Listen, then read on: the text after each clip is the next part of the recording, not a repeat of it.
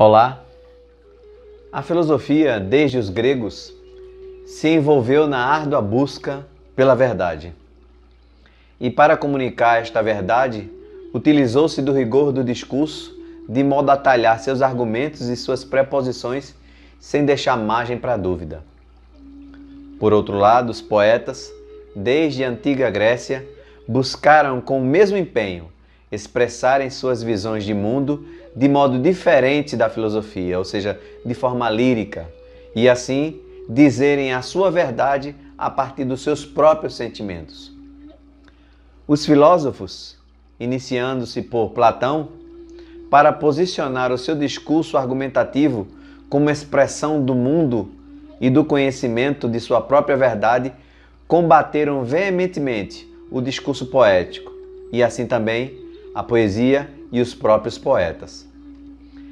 Nossa sessão, que hoje iniciamos, chamada O Poeta e o Filósofo, vai tentar dialogar sobre possíveis pontes entre o conhecimento filosófico e o discurso poético.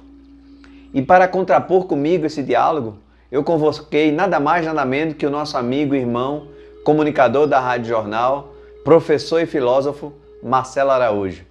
Simbora, Marcelo! Gratidão pela sua parceria e tenho certeza que todos nós vamos aprender muito com você a partir desses diálogos em nosso canal. Bom, para dar o pontapé inicial, quero começar contigo este primeiro diálogo tratando do que nos trouxe até aqui. Marcelo, no livro Hyperion, ou O Eremita na Grécia, de Frederick Hölderlin, filósofo, poeta, romancista alemão, encontramos lá na página 85 um pequeno diálogo que me permita fazer a leitura. Diz lá na página 85: "O que a filosofia?", replicou ele. "O que a superioridade fria dessa ciência tem a ver com a poesia?" "A poesia", respondi seguro da minha opinião, "é o começo e o fim dessa ciência. Ela se origina da poesia de um ser divino infinito, como Minerva da cabeça de Júpiter.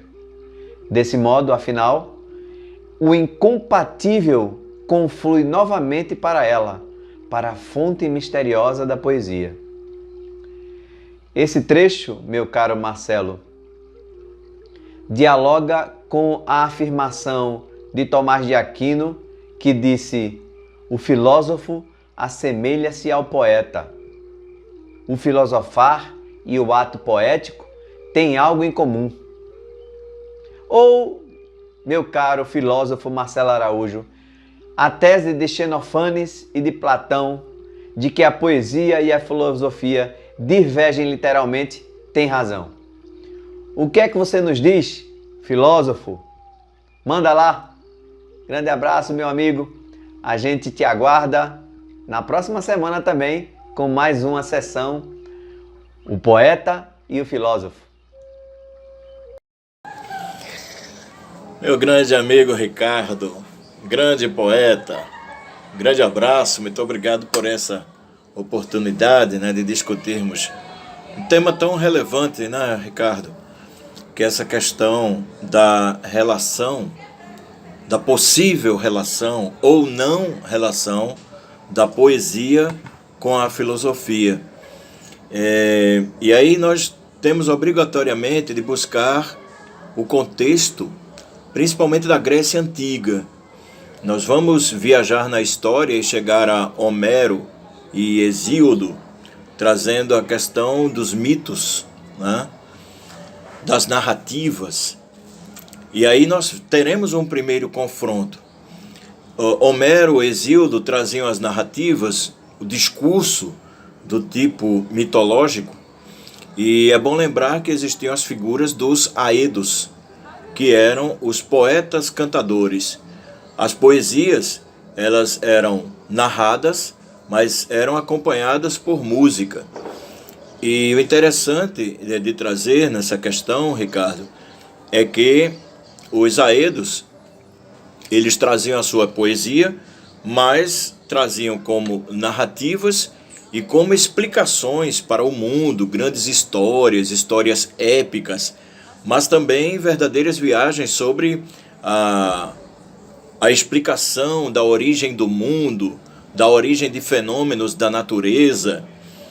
E aí, baseia-se toda a Grécia Antiga. É bom lembrar que vai fazer parte desse contexto, desse tempo, dessa época, o início do alfabeto grego. Então vejamos que os aedos, eles cantavam, eles falavam, mas eles não escreviam ainda. Então isso é antes da escrita, antes da polis, que são as cidades-estados, e também antes da moeda, da criação da moeda, o que vem modificar o mundo, né? O nascimento do comércio através da moeda, dos valores instituídos pela moeda. Então o que é que acontece? Sócrates, no livro A República, escrito por Platão, em algum momento ele vai sim rechaçar os poetas, mas não pelos poetas em si, e sim em relação a algumas coisas que eles falavam.